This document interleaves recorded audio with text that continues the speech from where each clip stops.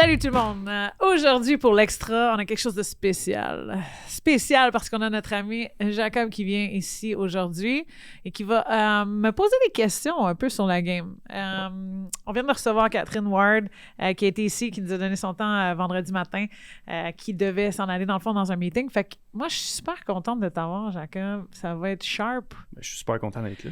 OK. Fait que tu as regardé la game? Oui, Ouais. Ici, dans les bureaux de KO. Avec tout le monde? Avec toute la Vous gang. avez Ouais, on a cute. pris une petite pause. Ah, j'aime ça. Good, vous deviez. C'était la pause demandée. Fait que là, je t'ai lancé un défi. Ben, c'est pas un défi, mais un petit job, dans le fond. Je veux que, pendant la game, pendant que vous l'avez regardé, je suis sûr que vous avez eu des questions, des affaires de même, puis je trouve que ça serait pertinent pour, mettons, les gens qui nous écoutent ou nos abonnés, que peut-être que je rentre dans un petit deeper dive d'analyste, mettons. Ben, tu sais, j'ai entendu beaucoup de commentaires. Okay. On était plusieurs, on était comme une dizaine. Ouais. J'ai entendu beaucoup de commentaires, fait que j'ai pris ces commentaires-là. Je me suis dit, on va demander ça à Karel. Elle vient demain, on tourne demain. Fait que on va lui poser des questions. Fait que j'ai comme 5-6 questions là, que je voulais te poser. Je suis prête. Puis c'est ça. C'est la voix du peuple. Là. La voix du peuple? La voix du peuple. La voix du peuple, tu sais, premièrement, nous, en fait, je te dirais, il y a beaucoup de médias, il y a beaucoup de personnes qui ne croyaient pas que le Canada aurait une chance. Parce que, je veux dire, ils ont perdu 5-0 quand même contre les Américaines le premier match. Pourquoi 2-1 en prolongation, puis ils ont tenu 1-0 jusqu'à 2 minutes de la fin? Ouais, genre comment ils ont performé, puis pourquoi... Mais tu vois, tu sais, cette question-là est hyper intéressante parce que, Christy, des 2 semaines du tournoi... on dirait que dans toutes les shows que je faisais, que ce soit ici ou à... Ben ici, c'était moins peu parce que moi et Cam, on était un peu sur la même page, à dire qu'il allait ressortir puis qu'il allait nous en donner, même Mélo en avait parlé. Mais mettons, j'allais au 5 à 7 ou les autres shows, puis je me faisais rentrer dedans, mais c'était comme, voyons, Karel, t'es trop positive de penser qu'il va être capable de tenir le coup contre une machine offensive comme les Américaines, tu sais. Puis t'as raison... Vous aviez raison de penser ça, sauf que on dirait que peut-être avec l'expérience de jouer puis de les avoir vus avec le temps, j'ai toujours dit comme une game, là, ça change tout. Puis c'est pas grave même si tu perds toutes les games leading up à ce match-là qui est le plus important, qui a de l'émotion, qui a une espèce d'énergie du désespoir aussi qui rentre là-dedans. Puis ils veulent tout donner pour ce game-là. Fait que Puis l'autre affaire, c'est que j'avais dit au début, tu peux jamais bêter contre Poulain. Tu peux jamais... cette fille-là, cette joueuse-là, cette équipe-là, en plus, puis elle arrêtait plus de me dire, quand elle est venue dans nos pods, elle nous a dit, puis elle m'a regardé, puis les yeux qu'elle avait, puis le feu, à dire, non, on y croit, puis ça va être solide, genre, puis toute l'équipe, j'ai comme fait... Personnellement, j'y croyais avant, mais là, j'y crois encore plus. Fait que là, t'arrives à une game comme hier. Là, vous êtes tous comme, ils vont se faire rentrer dedans, il y a de quoi qui va se passer, il faut qu'ils jouent un match extraordinaire. Puis personnellement, moi, j'avais dit, honnêtement, il faut juste, ça sera pas une game où ça va être du back and forth offensif, tu sais, qu'il y a plein d'actions, puis qu'il y a des chances d'un bord puis de l'autre. Je l'ai décrit comme étant, il va falloir que ça soit une game plate. Une game où on force les erreurs d'un côté. Oui, on va mettre des chèques avant. Oui, tu sais, on va être dans leur face. Puis de l'autre côté, il faut qu'on soit hyper pertinente dans la zone neutre. Parce que la zone neutre, c'est la zone la plus importante pour vrai dans le hockey. Si tu gagnes cette zone-là ou que tu es capable de l'utiliser à ton avantage, que ce soit en transition ou à les bloquer, ça peut vraiment t'amener vers des opportunités offensives puis de l'autre bord ou les stopper littéralement à créer ces chances de marquer là. Puis hier, pendant la game, la façon qu'ils ont parti la game, l'intensité, c'était malade. Fait qu'il y a une couple de raisons pourquoi ils ont bien joué. Ils ont parti la game avec l'énergie. Ils ont mis les rondelles profondément dans le territoire. Ils ont fait pivoter ces fameuses défenseuses-là qui sont hyper mobiles des States ou qui a été décrites comme étant hyper mobiles parce qu'hier, on a vu une coupe qui était un peu plus lente qu'on pensait, potentiellement. On les a exposées. Puis ça, ce que ça a fait, c'est que ça a fait un peu... on a rentré une inquiétude ou un moment de panique dans certaines joueuses, probablement du côté américain. C'était dur de sortir du territoire. C'était pas facile comme ça l'a été auparavant. Ils ont passé plus de temps dans la zone défensive. Fait que là, tu commences à douter un peu de... Merde, attends un peu, là, ils nous rentrent... ils nous retiennent ici. On n'est pas capable de faire ce qu'on fait d'habitude. Ça change un peu la dynamique, là. Tu sais, t'as pas tout de suite un moment de panique, mais quand t'es jeune et t'as pas expérimenté ça, c'est là que, le doute rentre vraiment plus... il devient plus intense, mettons. On va le mettre dans un. Puis là, oui, on n'a pas marqué à 5 contre 5, mais des deux côtés, les unités spéciaux ont fait de la différence. Quand je dis ça, c'est plus on a réussi à... ils ont réussi à bloquer ou à killer, dans le fond, tous les avantages numériques qu'on a eu du côté du Canada. On a fait la même chose, puis en plus de ça, on a marqué sur le désavantage numérique. Puis ça a fait en sorte qu'on a marqué quand même assez tôt dans la game, puis on a voulu garder cette avance-là, tu sais. Puis là, en termes de performance, personnellement, je trouvais que le Canada était plus physique. Je trouvais que le gap était 100 fois meilleur. C'était bien plus tough de rentrer dans la zone, là, pour les Américaines. Oui, c'était...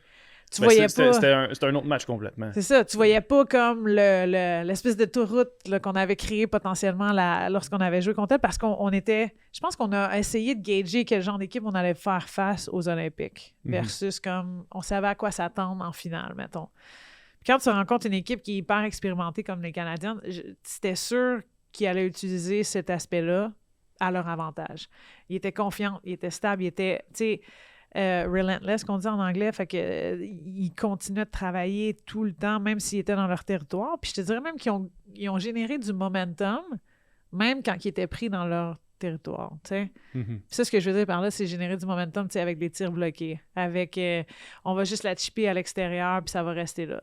C'est sûr qu'il y a eu des petits moments aussi en troisième où on a dégagé la rondelle, puis on a été fatigués potentiellement un peu plus longtemps. On aurait pu mieux faire à cet endroit-là, mais en tout et partout, même en troisième période, j'ai trouvé que la game, on a eu des chances du côté du Canada. Même si on a passé comme majoritairement, on va le dire, là, une majorité du temps dans notre territoire, c'était pas comme si les US, genre, il y avait 50 chances de marquer. Ils ne contrôlaient pas la rondelle, disons, dans la zone du Canada. Là. Exact. Ou, tu sais, vraiment, le système de jeu, je ne sais pas si vous avez remarqué, là, c'était intense. Les alliés forçaient vraiment à garder les défenseuses sur les bandes. Fait que, tu sais, oui, ils faisaient un D2D, mais dès que la passe était faite, on voulait les amener à l'extérieur, ou on forçait ça. On essayait de protéger l'enclave davantage. Les lancers venaient de l'extérieur. Anne-Renée était stable, était parfaite, confiante. Elle savait où les lancers allaient arriver. C'était pas comme, tu sais, des jeux transversales comme on avait vu avant. Fait que, tu sais, pour moi, il y a des aspects, dans le fond, un peu, qui ont travaillé ensemble, c'est sûr, avant cette game-là. Il y a l'aspect aussi d'expérience qui est arrivé, mais sérieusement, l'énergie qu'ils ont mis, la vitesse qu'ils ont utilisée, ils ont joué physique, défensivement parlant, ils ont suivi la structure que Troy, probablement, a voulu faire, à amener les lancers vers l'extérieur. Elles ont marqué les Américaines en toute fin, là, avec 2 minutes qui restent dans la game. Puis, tu sais, c'est un beau face-off. Ça arrive, tout le monde est bien placé. On y va, tu sais, c'est dans le haut du territoire. La shot, habituellement, elle vient même pas de là. C'est comme si ces filles-là sont tellement mobiles que tu veux pas te sacrer tout de suite à genoux pour essayer de le bloquer aussi. Fait que je comprends pourquoi on a essayé de monter vers le haut de la zone puis, tu sais, d'y aller avec le bâton versus un vrai bloc, parce que trop souvent, les Américaines faisaient comme un fake shot puis ils s'en allaient vers l'extérieur où ils bougeaient puis là, ils rentraient dans l'enclave. Fait que je pense qu'il y avait une notion aussi de pitch-toi pas à terre pour rien, mettons, là. Tu sais, tu veux pas perdre non plus un nombre de joueuses, en tout cas en man-to-man ou en défensive. Puis ce tir-là, guys, il était anodin, mais parce que c'est... Puis il y avait pas... Même s'il y avait quelqu'un qui prenait la renette devant le filet, là, ça ne changerait rien. Parce que cette fille-là a marqué bon nombre de buts dans sa carrière avec les types qu'elle fait comme ça. Tu sais, c'est... Honnêtement, quand je l'ai vue et quand c'est arrivé, j'étais comme, ben c'est sûr, là, c'est juste elle qui est capable d'en marquer des comme ça aussi. Puis Anne-Renée n'aurait pas pu l'arrêter, celle-là. Là. Ça, c'était clair. Fait que ça, c'est le but qui a mis à l'égalité. Mais avant tout ça, moi, je trouvais qu'il n'y avait pas de sentiment d'urgence, de panique du côté du Canada. Même si c'était... Même si des fois, il dégageait un petit peu beaucoup pour... Ben, je dirais, il aurait pu contrôler un petit peu plus la rondelle puis attendre un petit peu avant de la dégager ou quoi que ce soit. T'sais. Est-ce que ça, s'il avait fait un petit peu différemment, peut-être que les 2 minutes qui restaient, ça serait écoulé peut-être un petit peu plus vite? Ben écoute, c'est sûr que, tu sais, il y a eu beaucoup de gens qui étaient comme, on veut pas qu'il joue ses talons ou qu'il reste trop. Puis j'ai pas trouvé que c'était sur les talons. J'ai trouvé qu'ils ont joué comme une façon intense de protéger cette avance-là. Est-ce que... Tu sais, je veux dire, à travers les opportunités ou les erreurs qu'ils ont réussi à créer d'un côté, ben de l'autre, c'est sûr qu'il y a eu des dégagements qui peut-être les ont amenés à être un peu plus fatigués, puis là, passer un peu plus de temps dans notre territoire. Mais, tu sais, je sais pas si ça aurait changé le scénario au grand complet. Je veux dire, ils ont quand même enlevé leur gardien de but à ce moment-là pour essayer de créer quelque chose aussi, puis c'était là qu'ils l'ont enlevé, puis tu es dans une situation du désespoir du côté des States, c'est sûr qu'ils vont tout essayer. Là. C'est sûr que ta dernière 2 minutes de game, elle va être intense, puis ça va bourdonner dans ton territoire. C'est pas un pays qui est pas habitué d'être là, je veux dire. Tu sais, puis c'est c'est un pays qui est en situation aussi qui est créé, ils sont capables de créer n'importe quoi offensivement parlant. Puis là, ils rentrent dans ta zone, il y a un face-off offensif, c'est sûr que le coach essaie de quoi? Que ce soit un jeu, tu sais, qui est déjà écrit ou tu sais, sur le marqueur planifié, mettons, pour l'avoir. Mais cette situation-là, tu as les éléments aux bonnes places, ta ligne aussi qui a bloqué le plus de lancers, probablement du côté du Canada, qui est contre ça. Tu sais, il n'y a pas d'erreur. Le jeu, la game, c'était juste un beau jeu. Mais c'était un beau jeu. En bref. Ouais. Puis, est-ce que tu considères, parce que nous, de notre point de vue, on voyait pas que le momentum avait changé, parce que normalement, un but important comme ça pourrait avoir une incidence vraiment marquante sur le match, comme le momentum change. Même, il aurait peut-être pu remarquer avant la fin du temps réglementaire, mais pourtant, nous, de notre avis, notre humble avis, on n'a pas vu ça. Ben, c'est ça qui est hot, parce que on l'a pas senti en tant qu'analyste, ou moi, je l'ai pas senti. Anyway, j'étais encore assis sur le bout de ma chaise à regarder comment elle jouait, puis il y avait pas... ils se font marquer, il reste 2 minutes, c'est comme... c'est pas grave, on y va, puis on continue. Il n'y a pas eu de shoot. C'est comme si ça avait été comme en plein milieu du match, puis c'est juste, ça reste comme ça. Exact, il y avait pas, j'ai pas senti le doute. En tout cas, ça n'a pas été démontré par leur action sur la glace, puis je pense qu'on a eu une couple de chance après aussi. Ça s'est passé des deux côtés, puis après ça, tu commences la période de prolongation, puis au supplémentaire, puis là, il y a des chances des deux bords. Là. Ça n'a pas été d'un bord ou de l'autre. Puis même la chance qu'ils ont eue à toute fin, même quand c'est parti la passe, j'étais comme, OK, c'est pas, ce sera pas si dangereux. Tu sais, puis, ça l'a lié, c'est Keller qui fait un move comme intense, puis qui réussit à déjouer Thompson, mais avant ça, je veux dire, il y a un échappé pratiquement de l'autre côté avec Watts. Il y a des chances avec Fillier et Watts. Il y a des chances avec même Poulin qui est revenu après. Tu sais, pas le premier chiffre, mais le deuxième ou le troisième, il y a eu des affaires qui se sont passées. Anne-Renée a fait des arrêts d'un bord comme de l'autre. Tu sais, c'était un bon match. Puis, ils ont de quoi être fiers, là, sérieusement, parce qu'ils ont de quoi être fiers, je vais le dire comme ça, mais moi, je suis contente parce qu'ils ont démontré... On dirait que j'ai quasiment rentré dans un studio après, puis qu'elle dit, genre... Je vous l'avais dit qu'elle allait jouer une bonne game, puis qu'il y avait le talent pour le faire en tant qu'équipe, puis qu'il y avait quelque chose de spécial dans ce vestiaire-là, parce que eux nous le disaient. Tu sais, prenons un peu les termes que les joueuses, puis les sentiments que ces joueuses-là ont, versus, genre, les résultats que tu vois de l'extérieur, ou le nombre de buts qui a été marqué ou pas assez marqué. T'sais, moi, j'ai trouvé qu'hier, cette performance-là a été digne de l'équipe canadienne de dire, genre, un gros, ça, un peu aux médias, nous, on y croit, on vous écoute pas, puis on bloque. On bloque. Parce que, je veux dire, c'était vraiment un consensus, pratiquement, là, dans les médias. Tout ce qu'on entendait à la radio, à la télé, c'est les Canadiens n'ont aucune chance. Puis genre, est-ce qu'on devrait être inquiet? Est-ce que, tu sais, 5-0, puis c'était comme, aïe, on a sérieusement regardé l'historique, là. Il y a eu des matchs qui nous ont on était embarrassés ici et là, le Canada, puis ça n'a rien changé en bout de ligne quand on est arrivé en finale, tu sais. Puis hier, je l'ai dit à maintes et maintes reprises, ça aurait pas allé d'un côté comme de l'autre. Oui, exact. On a fall short, là, mettons. Puis, je veux dire, ça s'est pas décidé devant le filet non plus, là. Non. En tout cas, je veux dire, autant côté américain que côté canadien, je veux dire, les gardiennes ont fait le travail, puis je dirais le travail à 125%. Là. 100%, puis tu sais, Anne-Renée, à travers le tournoi, je pense qu'elle a fait ça en plus, tu sais, puis Franco, je veux dire, bon, elle s'est fait marquer, puis il y a quelqu'un qui mentionnait ça hier, ça faisait 350 minutes que c'était pas fait marquer. Là, elle a juste accordé 2 buts, dans le fond. Exact, tu sais, puis... Je veux dire, c'est un but en désavantage, mais on l'a fait bouger, là, tu sais, un latéral, puis c'est un peu là où ils l'ont fait bouger pendant la game. Tu sais, elle a été vraiment... Personnellement, je trouve qu'en deuxième, troisième période, les actions, les arrêts qu'elle a fait, quand on avait 1-0, ont été... Puis j'enlève rien à Anne-Renée, là. Elle nous a gardé dans ces games-là à 1-0 pendant longtemps, là. Puis une chance qu'elle était là. Puis le système défensif a bien fait aussi à cet endroit-là. Mais il y a eu des arrêts clés de l'autre côté que, mettons, là, ça change rien dans l'histoire, là, mais tu mets ça 2-0 ou, tu sais, des des chances de marquer de l'enclave du hash mark, là, vraiment tout près de la gardienne où Franco se dresse vraiment beau. Où, tu sais, Watt s'en vient de l'extérieur puis elle essaie short side un peu à la Caulfield de ce monde et les lancers de... Mais tu sais, elle fait son VHL, tu la vois descendre, puis là, tout de suite, quand elle descend, elle se tasse pour que sa tête, littéralement, C'était pas de la chance, là. Non, littéralement, tu sais, c'était pas de la chance. Elle se place pour faire des arrêts avec sa face. C'est une gardienne qui était un peu petite aussi, fait que je pense qu'elle a pas le choix de faire ça, mais elle est tellement mobile. Puis, tu sais, j'ai trouvé que non seulement à travers le tournoi, bon, oui, il y avait des chances de marquer, puis c'était des chances ici et là qui venaient de l'enclave, beaucoup de l'extérieur, où on définissait les lancers. Mon Dieu, ils viennent de loin, où on sait pas pourquoi ça.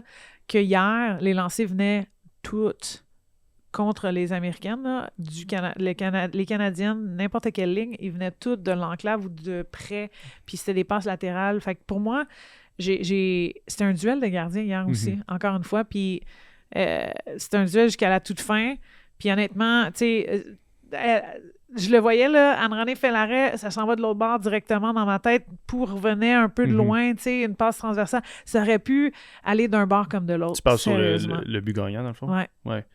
Parlant de ça, justement, on avait un débat. Moi, je considérais que c'était un beau but. Genre, la manœuvre était belle.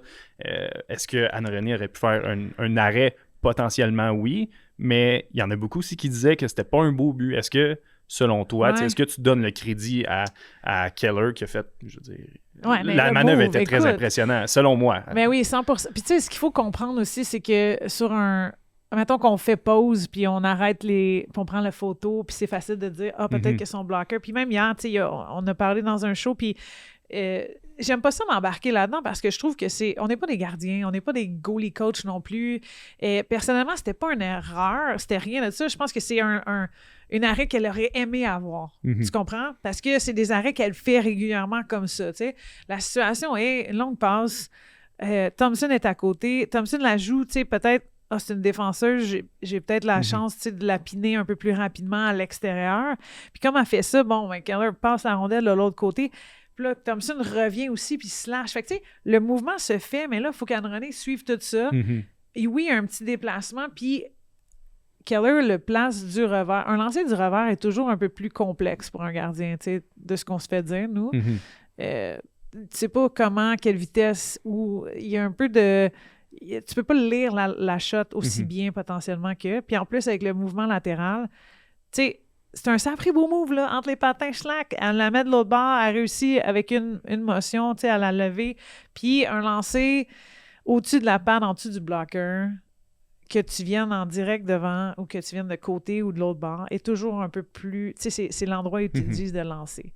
Fait que j'ai comme de la misère à dire, est-ce que j'aurais aimé... Je pense que tout le monde, même Anne-Renée, aurait aimé ça, tu sais, que la shot arrive peut-être un peu plus forte parce qu'elle l'aurait senti. Le timing aurait été peut-être mieux, mettons. That's it. Là, c'est un petit lob ou whatever. Puis, comme je te dis, on le décortique, mais dans le feu de l'action, avec la vitesse, avec les bâtons, avec Thompson qui revient, tu sais, là-dedans, qui a peut-être touché, je sais pas, qui a poussé ou qui a fait en sorte que le lancer était un peu plus dur à lire, tu sais. Il faut le donner le crédit à Keller. Puis, ça m'amène aussi à ouvrir la porte, à dire, tu sais, à travers toute la performance qu'on vient de parler, toi puis moi, c'est 2 vétérans des States qui ont levé leur jeu d'un cran, qui ont réussi à déjouer des biais. C'est pas les jeunes où on se fie, oh my God, la jeunesse des Américaines est tellement bonne, c'est eux qui ont drivé tout ça pour nous amener à ce tournoi-là ou à avoir des performances extraordinaires. Les jeunes hier ont été muselés par le Canada. Puis l'expérience a comme pris le... C'est ça, c'est ce que tu disais tantôt, tu sais, l'expérience a prévalu finalement sur peut-être l'autre match où la jeunesse était peut-être plus... était meilleure, disons, elle a été meilleure. Ouais, puis même à travers tout le tournoi, là. Puis ça, c'est souvent ça qui arrive, tu sais, regardez où et quand certaines joueuses marquent. Il y a beaucoup de pointeuses ou pointeurs, là, dans le monde du hockey. Ils vont marquer des buts, puis ils en ont plein, OK? Mais les buts sont marqués contre des équipes un peu plus faibles ou dans des tournois ou dans des scénarios où tu es en préliminaire versus en match qui comptent, qui sont do or die, mettons, ou whatever. Puis pour moi, je trouve que c'est pertinent des fois de juste prendre un pas de recul puis d'essayer de regarder, OK, elle marque toujours quand ça compte pas. Ou elle marque toujours quand ça compte. Et là, quand c'est tu sais, où il est là quand... Hey, clutch, là.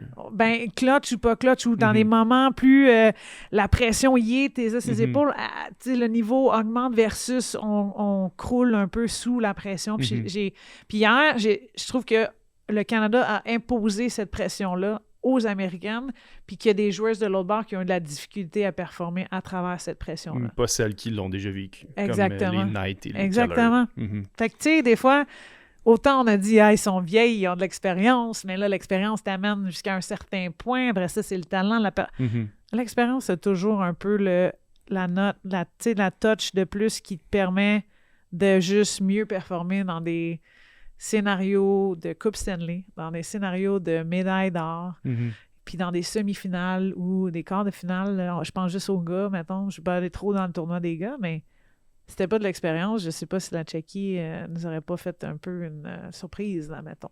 Ça aurait pu, je veux dire, c'est ça. C'est comme tu dis, l'expérience a probablement joué pour beaucoup 100%. Là-dedans. L'expérience des playoffs de la Coupe Stanley fait une différence pour une équipe versus un autre qui rentre pour la première fois, tu sais comment ça joue. Exact. C'est différent. Fait que pour moi, pensez-y, là, les prochaines fois qu'on fait une évaluation de certaines équipes, puis commencer, je trouve qu'on devrait donner un peu plus de crédit puis de valeur, mettons, à l'expérience, parce que justement, dans les matchs qui comptent le plus, littéralement, c'est ce qui ressort à chaque fois. Puis parlant de ça, tu sais, j'ai entendu beaucoup d'analystes parler de, justement, les Américains ont amené un bon mélange de vétérans et de plus jeunes, disons, ce que le Canada n'a pas fait. Et là, ce qui était dénoté, c'est qu'est-ce qui va se passer pour la suite. Ça va être quoi la prochaine génération de joueurs? Est-ce que finalement, on va se rendre compte que les Américaines ils ont vraiment un step au-dessus du Canada, puis qu'on ne sera pas capable de rivaliser pour les autres années? On entendait même, si le Canada finit par gagner l'or, parce que on en a parlé, qu'il n'y avait pas beaucoup de chance. Ça va être juste un pansement sur un plus gros bobo, dans le sens du développement. Exact. Ouais. Est-ce que tu penses que c'est un problème ou tu vois que non, moi je pense que... Tu sais, faut pas être un autruche non plus, puis se mettre rentrer la tête dans le sable, puis pas voir ce qu'il y en est ou où on en est, mettons. Tu sais, il y a deux façons de le voir. Je pense que pour ceux qui disaient... qui blâmait peut-être la sélection de certaines joueuses sur cette équipe-là, j'arrêterais de faire ça parce que, honnêtement, les joueuses qui étaient là méritaient d'être là, puis je pense pas que je suis capable de noter genre un 7 à 8 autres joueuses qui auraient dû prendre leur place, puis qui ont assez bien performé pendant l'année pour prendre leur place aussi, tu sais. Fait que ça nous amène au côté développement de la chose que tu mentionnes, puis... tu sais, est-ce qu'on va être en retard? Est-ce qu'on va être... Ça, tu peux pas évaluer ça tant que ça. Tu sais, je veux dire, à travers les années, même historiquement parlant, on dirait que les Américaines sont toujours un cycle d'avance à amener des jeunes dans le mix. Okay. On dirait que, tu sais, comme 2010, ils commençaient déjà à avoir amené des jeunes dans le mix qui étaient Hillary Knight, Duggan, Decker et compagnie, mettons. Ben, Decker plus en 2014, mais Bellamy et compagnie. Fait que quand tu regardes ça, bon, les premières sont arrivées, c'était juste une ou deux après ça, l'année d'après. Bon, en 2014, je trouvais que les Américaines, même là, avaient déjà amené comme un bon nombre de jeunes joueuses comparé au Canada qui avait encore Efford, Ouellet et compagnie. Puis après ça, c'est en 2018 où là, il y a eu le switch un peu bizarre, tu sais, à savoir, mais les deux équipes semblaient être pareil, bien nivelé, puis ça s'est fini en tir de barrage. Ouais. Fait que, tu sais, quand tu regardes tout ça, bon, ils ont commencé en 2010, ils étaient comme 4 ans d'avance à nous autres, oups, ça y va. Là, le développement s'est fait. En ce moment, lorsqu'on regarde vraiment ces deux équipes-là puis le programme, je te dirais que les États-Unis ont un plus gros pool là, de joueuses qui sont extrêmement talentueuses. Ça, je suis d'accord, puis je te le donne ou je le donne, mettons, à... Je sais pas ce qui s'est passé, ils ont juste eu plus d'enfants, puis c'était des filles, puis ils ont décidé de jouer au hockey. Ils ont une plus grosse population, là, on va mettre ça là-dessus. Puis le hockey s'est développé aux States davantage. Ouais. Même, je pense que même à travers des gars de la Ligue nationale qui sont restés aux États-Unis pour faire grandir le sport, que ce soit en Californie, à Anaheim, des choses comme ça, tu le vois littéralement comment ça a grandi. Après ça, bon, l'équipe non seulement nationale, fait en sorte que des joueuses veulent s'inscrire au hockey, mais là, toute la poussée puis le momentum vers la LPHF, là, il y a plus d'inscriptions, il y a plus de joueuses, il y a plus de développement, si on veut le mettre là, littéraire, au fait que la ligue collégiale ou universitaire là-bas, elle est très forte. Puis beaucoup de nos joueuses ici canadiennes, j'en faisais partie, on est allé à l'extérieur, nous, on est allé chercher ce full scholarship-là pour aller chercher nos études. Puis jouer au hockey dans une ligue qui était le fun. Je viens de recevoir 3 personnes, 2 d'entre elles sont restées à McGill, puis ont fait les Olympiques aussi, tu sais. Fait que, il y a un côté où on est capable de développer, il y a un côté où on est capable d'aller ailleurs puis de se développer aussi. Reste à dire que la façon qu'on investit pour la suite des choses, que ça soit au Québec, au Canada, en Ontario, tu sais, comme littéralement par province, la coupure des coûts où on vient à supporter ces joueuses-là pour qu'elles s'entraînent à l'année, il faut que ça arrête. Si tu veux qu'on ait un développement comme faut, avec une plus grande comme... c'est quoi? Je dis pool depuis tantôt, mais un plus gros bassin. Oui. Ouais. Un plus gros bassin, tu sais. Puis, littéralement, je pense, et j'espère que la Ligue va être capable de promouvoir les filles de 27 à 32 ans qui, peut-être qu'à 22, 21 ans, n'avaient pas, atteint leur pic de talent puis qui se sont fait laisser de côté par Hockey Canada. Parce que, techniquement, il y avait 2 programmes, U18, moins de 22 ans, puis après ça, tu tombais senior. Puis là, je trouvais que t'as comme 2 générations, si c'est pas plus, qui passent toujours à côté, juste timing-wise, tu sais, parce que... Comme si leur développement, vu qu'il est plus tardif, on regarde pas même s'ils sont rendus comme meilleures et bonnes. T'sais. Ben, il y a ça, exactement, que moi, je trouve que la Ligue va pouvoir mettre de la lumière dessus, puis, OK, ils continuent de performer, puis ils performent, tu sais, puis techniquement, on est censé, nous, devenir la meilleure athlète à 31 ans. Okay. T'es dans le barème là, de la pic science, là, le pic est entre 28 et 32 apparemment, là, t'es dans ton pic. Puis là, tu passeras à côté de toutes ces joueuses-là parce qu'ils n'ont pas fait le U18 ou le moins de 22. Tu sais comment le programme était établi au passé. Mais c'est ça, je pense qu'au Canada, même du côté des hommes, c'est souvent... Je suis là au début, fait qu'on te garde, tu sais, à moins vraiment que tu aies une descente de performance, mais c'est souvent, tu as été là depuis le début, donc on te garde. Puis, tu sais, on avait même, là, je fais un parallèle avec le hockey pour le hockey masculin, mais Nick Suzuki, on n'était pas sûr s'il allait y aller, même s'il était très bon, parce qu'il n'était pas là aux 4 nations, puis parce qu'il n'était pas là au championnat du monde. Est-ce que c'est la même chose, dans le fond, du côté des filles? 100%, puis 100% jusqu'au point même que, tu sais, nous, avant, il n'y avait pas de ligue professionnelle, right? Ou il y en avait une, mais c'était les Canadiennes, tu pratiquais 2 fois semaine. Tu sais, la CWHL, c'était pas digne de la ligue qu'on a en ce moment. Oui, c'est ça, c'était moins... On va le mettre comme ça. Puis les filles continuaient de s'entraîner puis de pratiquer. Puis là, tu sais, tu rentres dans ce moule-là, le U18 et moins de 22, mettons. Puis là, mettons, je prends un exemple d'une fille qui gradue à 22 ans, 23 ans, puis là, elle se fait laisser de côté. Puis là, en 22 et whatever l'âge, là, t'as plus de soutien. Tu sors de l'université, là, t'es dans un peu un monde différent où tu pratiques à tous les jours, puis là, tu tombes on pratique 2 fois semaine, puis si je veux m'entraîner, j'espère que les filles de Hockey Canada peuvent m'amener avec eux autres, tu sais, vibe. Sauf que pendant toutes ces années-là, là, tu essaies de faire cette équipe-là de 23 joueuses. Puis là, tu tapes à la porte, mais il n'y a pas de spot qui ouvre, là. Parce que Caroline Ouellette, Efford, parce que Poulain, parce que Spooner et compagnie, tu sais, ils sont dans le mix, peu importe la génération que tu es, puis ils jouent bien, ils sont dans leur apogée, mettons. Ils jouent pas, même s'ils sont pas exceptionnels, au moins ils jouent bien. Ton spot, il se libère pas. Il se libère pas, puis en plus, bon, ben, t'es pas un exceptionnel comme Marie-Philippe Poulain non plus. Fait que, tu peux pas percer, puis il y a quelqu'un d'autre qui s'en va. Fait que là, t'arrives dans un endroit où, finalement, ils prennent leur retraite, ils s'en vont. Mais là, Hockey Canada, puis je les comprends, là, parce que si tu penses business-wise, ils vont vouloir investir dans une fille plus jeune, right? Qui a un potentiel d'arriver au stade où t'es et surpasser le stade où t'es. Puis en plus de ça, ben, ils ont mis de l'argent dans cette fille-là depuis qu'elle a 18 ans, mettons. Fait qu'il y a tout un groupe, à chaque fois qu'il y a un flip-over d'équipe canadienne, que je trouve qui se fait passer à côté, mettons. Fait qu'on dirait que moi, la Ligue, la façon que c'est fait maintenant, puis je pense que Daryl Watts est un bel exemple, puis Katie Taben aussi, c'est des joueuses qui ont surperformé dans cette Ligue-là, qui ont fait face continuellement à des joueurs exceptionnels qui étaient sur les plans internationaux. Et ça l'a permis à Hockey Canada d'évaluer d'une façon constante, tu sais, en 3 ans, les performances de ces joueurs-là et de leur donner cette seconde chance-là ou cette première chance-là. Tu sais?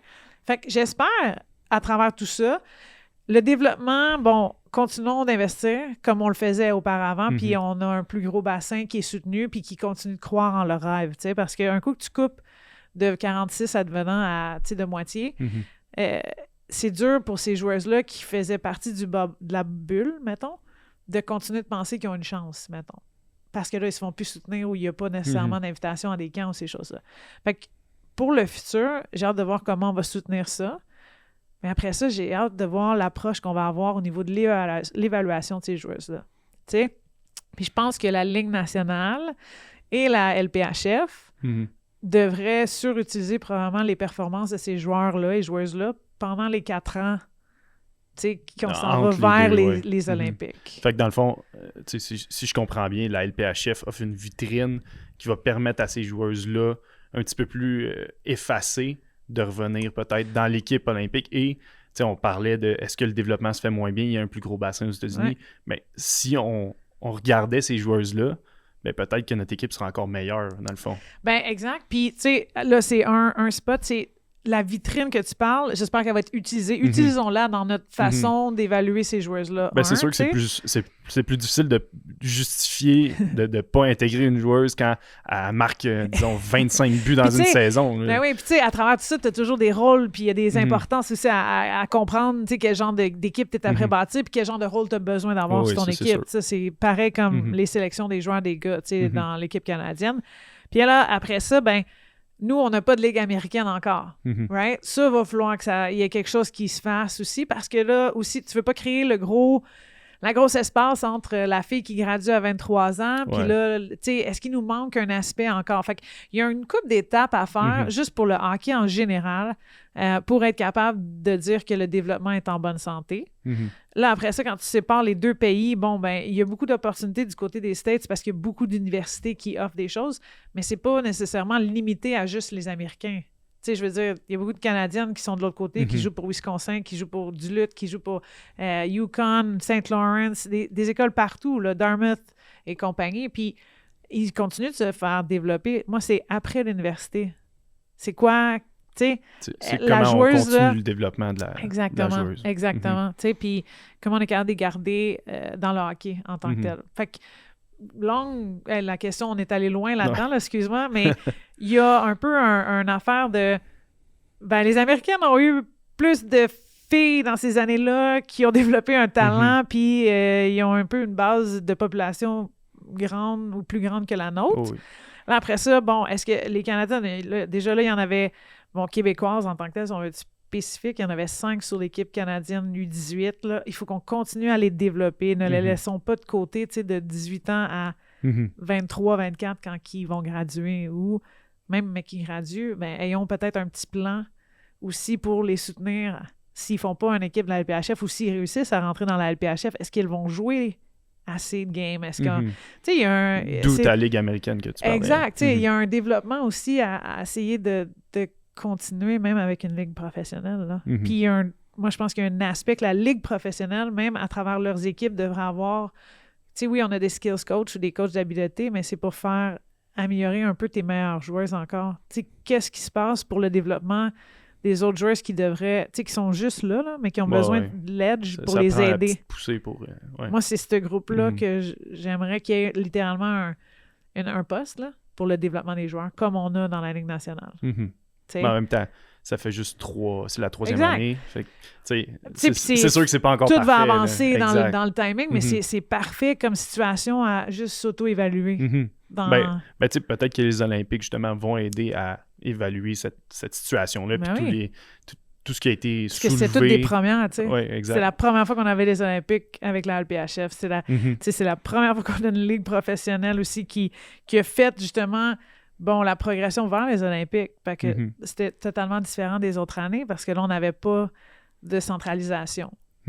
C'est C'est une centralisation. J'ai Ouais. l'impression que je savais que c'était quoi, mais non, j'ai jamais entendu le terme. Rapidement, puis ça, c'est quelque chose qu'on fait trop souvent comme erreur, nous autres, dans notre monde. Tu sais, la centralisation, c'est comme un terme qui a été ultra utilisé dans le monde du hockey féminin parce que si tu te fais centraliser, ben tu fais partie un peu du groupe qui est soutenu ou qui essaie de faire une équipe olympique l'année avant les Olympiques.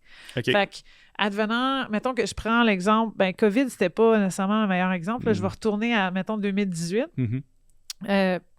Pour aller à Pyeongchang, dans le fond, il y a eu l'année avant, en 2017, tu sais, les mondiaux, les choses qui se passent pareil comme d'habitude, sauf que les équipes canadiennes et américaines sont centralisées. Donc, on amène tout le monde qui fait partie du groupe de 28 joueuses qui essayent de faire l'équipe advenant, là, 28 à 30, je ne me souviens pas exact le nombre, qui essayent de faire cette équipe olympique-là, ou olympienne, ou devenir olympienne, puis on les amène à Calgary.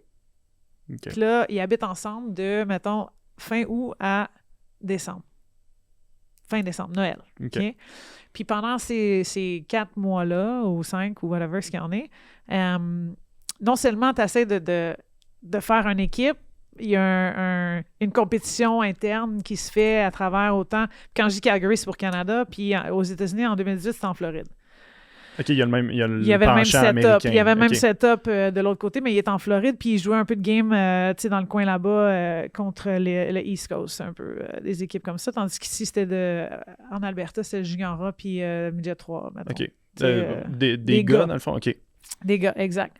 Fait que tu sais, ils jouent pareil des games, ils ont pareil des choses, puis comme je disais, c'est 28 joueuses, puis là, ils vont faire une sélection officielle pour aller aux Olympiques. Fait que il y a une compétition interne, mais il y a une compétition aussi où un espèce de setup pour essayer de créer de la chimie sur certains trios, des duos défenseurs, tu pratiques tes systèmes, tu sais qu'est-ce qui fonctionne contre des équipes qui sont, tu sais, si on joue contre les gars, bon, il y a une rapidité qui est différente, il y a un jeu qui est différent, tu essaies de simuler puis de faire du pre-game vidéo de la préparation, puis tu te prépares à différents aspects, puis littéralement, tu fais tes systèmes ou tu mets ta structure contre des équipes qui ils ont un edge un peu plus grande, tu sais, sur toi.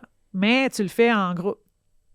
Là, cette année, quand je dis groupe, littéralement, tu passes à travers tout ça. Il y a des pratiques à tous les jours, il y a des games qui sont faites, c'est pour la sélection. Fait que c'est pas on amène le groupe qu'on va amener aux Olympiques. C'est dans le fond, il y a comme une bataille, une petite guerre interne qui se fait là. C'est tout bien fait et professionnel à travers tout ça, mais oui, tu compétitionnes avec la fille qui est assise à côté de toi dans le vestiaire. Fait que t'es pas ami avec nécessairement pendant tu l'es, mais tu sais qu'à un moment donné, c'est toi ou moi. Fait que tu sais, ça devient dur aussi, là, parce que tu bâtis des connexions avec des gens, puis là, tu réalises que wow, je suis en direct compétition avec toi, tu sais, dans le fond, mais je t'aime bien, puis on est des amis aussi, là, tu sais, puis il y a des... Fait que tout ça fait en sorte que tu bâtis un peu cette espèce d'esprit d'équipe, cette culture aussi. Puis, arrive Noël, puis c'est là que tu as habituellement ta réponse. Soit tu passes un beau Noël ou un Noël un peu plus rough. Puis les coupures se font. Fait que là, tu soit retournes à Calgary après Noël pour une semaine avant de partir pour les Olympiques ou 2. Là, il y a un peu de préparation quand tu le fais. Ou... tu vas chez vous. Oui, il te demande merci, whatever. Puis là, tu peux joindre une autre équipe. Ce qui est arrivé, puis tu vois, en 2018, je pense qu'il l'avait fait un peu plus tôt. Il l'avait fait comme en novembre, me semble, parce que... novembre-décembre advenant, mais ils font des coupures en été, au début. Il y a comme 2 coupures, des fois. Tu sais, ils passent d'un chiffre à un autre un peu plus rapidement ou parce que on ne te centralisera pas, mettons. Ça aussi, c'en est un. Fait que là, ils sont comme, OK, on était, mettons, 36 en mai, là, ou whatever, au bootcamp. Là, t'arrives, là, on centralise juste un certain nombre. Puis c'est ces filles-là qui déménagent à Calgary, qui font tous ces entraînements-là pour essayer de tomber. Mais les autres sont laissés de côté après ça pour aller jouer professionnellement ou avec les Canadiennes dans le temps. Fait que je veux dire, même si c'est un petit peu plate pour les joueuses qui sont pas sélectionnées, c'est quand même très bon pour la chimie de l'équipe, puis tout ce qui est esprit d'équipe. Mais... là, j'ai l'impression que tu es en train de me parler de ça parce qu'il n'y en a pas eu cette année. Exact. Il n'y a pas eu... C'était la première fois, encore une fois, une autre première, que on a fait la préparation du mieux qu'on pouvait en essayant de rassembler ces joueuses-là le plus souvent possible sans déranger la Ligue ou les matchs de la Ligue. Parce que faut pareil que tu compétitionnes, puis tu as un job, là. C'est maintenant ton ta job à ton plein. Tu n'as pas besoin de faire autre chose. Fait que, est-ce que ça l'a... Je pense pas que ça l'a affecté littéralement la préparation d'un angle négatif ou peu importe. Je pense que ça a été un ajustement. Puis Marie parce que est venue... les filles se côtoient aussi dans la Tu joues une LPHF, contre l'autre. Tu sais, Marie nous en a parlé, elle a dit que c'était différent, mais je pense qu'on s'est vu assez souvent. Ils ont eu comme 3 camps aussi avant la série. Il y a eu les games de la rivalité aussi. Ils se voyaient comme quelques jours, tu sais, une semaine avant pour pratiquer. Fait que c'était pas comme si ils sont arrivés aux Olympiques puis ils n'avaient pas pratiqué ensemble. C'est toutes des joueuses qui se connaissent pas. Exact, tu sais. Puis ça faisait des années qu'ils jouaient. Fait que à travers tout ça, bon, mais je pense que ça aussi, il va y avoir un ajustement pour les joueuses. Bon, on se fait plus centraliser, là, on joue avec nos équipes. Tu sais, quand tu te faisais centraliser aussi, tu prenais une année off d'école. Puis là, après ça, tu retournais à l'école, tu étais redshirté, qu'il appelait, là. Il te redonnait une année d'éligibilité. Fait que là, reste à voir comment ça va se passer pour la suite, mais je pense qu'on vient de rentrer dans une nouvelle ère, une nouvelle façon de se préparer pour s'en aller vers les Olympiques en utilisant cette ligue professionnelle-là parce que la compétition est là, parce que les traitements sont là, la préparation individuelle que ces joueuses-là peuvent avoir est pratiquement la même que s'ils étaient centralisés, tu comprends? T'sais, ils vont jouer le même nombre de games qu'ils allaient jouer. La seule chose qui est différente, entre toi et moi qui s'en parle en ce moment, c'est peut-être plus l'aspect comme on pratique, on joue ensemble à tous les jours. Versus, on pratique, on joue une contre l'autre à tous les semaines. Ben, ça revient tu un joues petit avec peu, certaines, mais pas toutes. On fait des comparatifs avec les gars, mais c'est un petit peu le même principe avec les gars parce qu'ils n'ont pas le choix de continuer à jouer, disons, Nick Suzuki pour les Canadiens. Mais il n'y a pas de centralisation avec ça. Imagine dans le temps, là, bon, ils prendraient tous les gars du côté des filles là, pendant 4 mois de temps, l'année olympique. Puis là, ces gars-là ne jouent pas dans la Ligue nationale. Ça serait compliqué pour les équipes qui perdent leurs joueurs. Que là, nous, on vient de rentrer dans cette ère-là de OK, on a une ligue professionnelle, maintenant, on s'en vient plus à le faire comme ce qui est une bonne chose, dans le fond. Je veux dire, la LPHF, c'est une bonne chose. Fait d'être rendu à ne plus centraliser, oui, c'est différent, mais c'est différent, c'est pas négatif. De là, le pourquoi que je dis que cette vitrine-là avec la ligue va faire en sorte qu'on va évaluer les joueuses différemment aussi, puis qu'on va continuer de les évaluer. Versus les mettre de côté puis oublier un peu. Ah ouais, mais ils sont bonnes dans la Ligue CIDOM, on les a pas vus contre les meilleurs des meilleurs. Maintenant, tu les vois performer contre les meilleurs des meilleurs à tous les week-ends, toutes les semaines. Fait que, tu sais, ça te permet d'évaluer, ça te permet de voir aussi quelle joueuse a fait le travail l'été d'avant puis a vraiment une belle saison ou peu importe. Tu sais, comme, je trouve que cette vitrine-là va pouvoir aider potentiellement à amener plus de joueuses dans le programme. De là, le développement continu pourrait être un peu plus intéressant là-dedans. C'est des bonnes questions. C'est des bonnes questions, mais c'est parce que c'est... Tu sais, j'entends... Je suis beaucoup le hockey, puis j'entends beaucoup d'analystes, des trucs, des personnes comme ça en parler, puis il y en a des fois que ça sonne des petites cloches de genre, est-ce qu'on devrait comme s'inquiéter? Je veux dire, même si le développement se fait un petit peu moins bien au Canada, on sait qu'on va finir, qu'on va sûrement gagner des médailles de toute façon. Mais c'est plus, est-ce qu'on va gagner l'argent, le bronze ou l'or? T'sais. Mais là, avec tout ce que tu viens de me dire, je te dirais que je suis assez rassuré.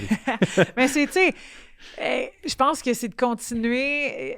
Il y a des choses qu'on peut améliorer comme tout, puis tu m'as ramené un peu en disant, tu sais, c'est sûr que c'est la première année où c'est les premières fois qu'on vit certaines choses où la Ligue va continuer de s'améliorer aussi. Il va y avoir... tu sais, là, oui, on veut augmenter à des équipes. Il va falloir continuer de surévaluer et évaluer où on est. Je pense qu'il y a des coupures qui se sont faites dans le budget qui pourraient peut-être revenir à un moment donné. Ce serait très intéressant de faire ça si on veut continuer de développer des bassins ici par rapport à nos provinces ou nos pays. Ça, c'est sûr et certain. Puis je dis ça, mais je le dis avec une conscience à dire aidons aussi les jeunes à rester dans le sport. Parce que si eux ne restent pas dans le sport, ben même si on a un bassin qui est soutenu en haut, il va nous manquer une étape. C'est ça, exact. On n'est pas plus avancé. Il y a des façons de continuer à améliorer, mais avec différentes priorités grassroots qu'ils appellent, là, des faire essayer le hockey, mais de garder là-dedans. Puis après ça, les hockey mineurs ou les régions, là, priorisez le hockey féminin. Mettez-les dans vos foutus plan d'aréna. Moi, le fait j'avais ce problème-là quand j'étais à leur âge, là, d'avoir une demi-glace une fois par semaine, c'est pas une fois par 3 semaines. Là. pour pratiquer parce qu'on était des équipes de filles qui n'étaient pas associées directement à une ville. Fait que c'est super difficile. Tu sais, tu joues avec un bassin d'une couple de villes ensemble. Fait que là, la ville en tant que telle ou l'aréna de ton association, des fois, ne te priorise pas parce que tu n'es pas littéralement de cette place-là. Vous êtes de 4 villes différentes, tu sais. Mais là, il faudrait qu'on ait un petit wake-up call, tout le monde. C'est-à-dire, OK, toute l'association du hockey X, OK, des gars est là. Puis, on donne aussi, je sais pas, moi, par mois, il va y avoir facilement une fois semaine qui vont venir pratiquer dans notre ville parce qu'ils font partie de notre région aussi. Ouais. Ça, c'est pas encore arrivé. Puis on est en 2026. Fait que quand vous nous parlez du développement des enfants de même, whatever, on a toute une responsabilité. Hockey Québec suggère des choses aux régions. Le hockey mineur est encore maître de prendre des décisions. Les régions, partout, soyez conscients. Soyez conscients que les filles peuvent aller loin maintenant, qu'il y a une foutue ligue professionnelle où ils peuvent faire leur vie. Fait que s'il vous plaît, ne mettez pas toutes les sous du côté des garçons. Si je peux rajouter là-dessus, dans le coin où est-ce que je réside, il y a une patinoire bleu-blanc-rouge, puis il y a des périodes juste pour les filles. J'adore. Question qu'ils ne soient pas intimidés par les gars qui sont sur la glace. Fait que, puis je te dirais pas que la glace est tout le temps pleine, mais il y a toujours des filles, par exemple, qui se pratiquent. Puis tu sais, c'est pas des séparés non plus, mais c'est juste de créer une atmosphère qui est bien, qui les sent ou qui les met, vous êtes bienvenus. Ben, c'est parce que c'est sûr que, tu sais, on va dire, une jeune fille qui veut commencer à juste même patiner, d'arriver à côté d'un gars de 6 et 5 qui fait des slap shots. À moins que tu aies un caractère de fou et une confiance de petite conne. Là, c'est sûr que tu vas aller loin, mais tu sais, quand tu regardes ça, ben, premièrement, les parents doivent pas vouloir nécessairement que la petite fille aille patiner. Puis, tu sais, même juste la petite fille va être intimidée. Exact. C'est ça qui va arriver. Puis je veux pas généraliser, c'est pas ça que je suis en train de dire, mais c'est un très bon point. Mais ouais, fait que je pense que c'est une bonne chose. Chapeau à eux qui ont décidé de le faire, puis chapeau à eux qui continuent de l'avoir, même si c'est peut-être pas rempli à toutes les fois non plus. C'est sûr que ça doit chialer. Ça, c'est sûr et certain. Là. Ben cette plage horaire-là pourrait être dédiée au hockey en général, mais... Puis là, moi, c'est ce que je dis, parlez-vous. Ouais, parlez-vous à vous-même avant de vous plaindre. Là. Puis mettez-vous dans les souliers de ces petites filles-là, ces parents-là, ou même de ces moyennes filles-là, pas juste des petites filles, là, les filles en général. Exact, là. des adultes, des femmes qui, oui, méritent d'avoir ce temps de glace-là ici et là. En tout cas, pour moi, il y a des choses à faire, mais il y a des choses à faire vraiment plus générales que quand on est rendu professionnel ou développement canadien. C'est ça. Il y a des étapes à faire avant d'être rendu au top. 100%. Mais c'est ça, il y en a dans chaque palier. Oui, soyez juste plus ouverts. Sortez du jugement. Rentrez dans leur... Mettez-vous dans leurs souliers, c'est tout. Oui, dans leur patin. Oui, dans leur patin, exact. Merci, Jacob. Merci à toi. C'était vraiment hot, puis merci d'avoir été là pour l'extra. On a jasé pas mal plus que je pensais aussi. Ben, t'as jasé. Moi, j'ai posé des questions. J'ai posé des questions, mais j'ai appris beaucoup de choses, par exemple. Good! Non, mais je suis contente. Puis en passant, le chandail du Canada, c'est Jacob qui l'a amené aujourd'hui. Faut lui donner le crédit un peu. Merci. Merci à toi. Merci. Abonnez-vous, suivez-nous sur la plateforme Chaos Sport, les réseaux sociaux et sur Facebook aussi, Camille. C'est la seule place qu'elle est, je ne l'avais pas dit encore cet épisode-là. Puis sinon, on se revoit la semaine prochaine. Merci tout le monde. Merci.